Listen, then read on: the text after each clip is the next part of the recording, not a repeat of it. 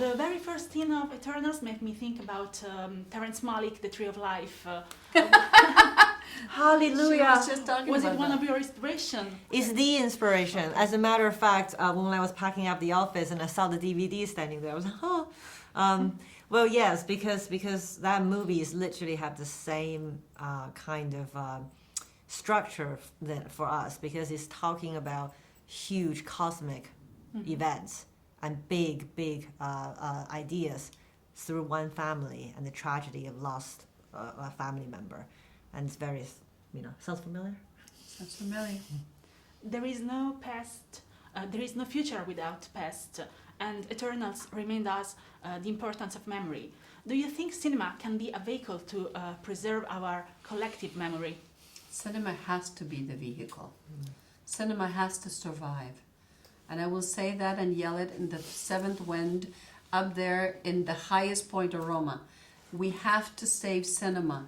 It's important to have a community, collective gathering where we can feel together, where we can cry together, where we can laugh together, where we can just all be quiet and understand that everything that is happening at this moment, every single person there is feeling something.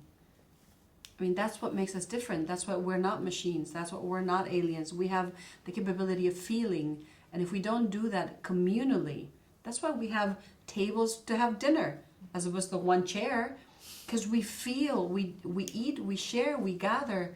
That's what cinema is. And we should do everything in our power to save it. And without our mistakes, we won't be humans. Did you make this movie also to remind us the importance of imperfection in our society that try to celebrate individualism and perfection, of course? It's a great question. And that line is very important to us in the film, because there's an opportunity to have 10 characters who were not from this planet, who lived among us for 7,000 years, and then through them we can examine us. Not necessarily go straight to us, but through the another perspective. And I think for Jurik's character, who was very idealistic, and then at the fall of Aztec, he lost his faith in us, and he has the ability to take away our flaws, and then for him to realize, no, these flaws, greed, power, violence, a lot of these things is actually part of who they are. You have to accept both the light and the dark in them. And that's a very powerful and I think nuanced way of looking at things. Yeah, I think that the balance of strength and weakness and the fragility that it is to be human is what this movie reminds us of. And it's the beauty of being human, and it's the struggle of being human. And do you have faith in humanity? You made this movie, which is a big love letter to humanity. We will be able to save each other and save the planet. I have all the faith in the world that love will conquer all.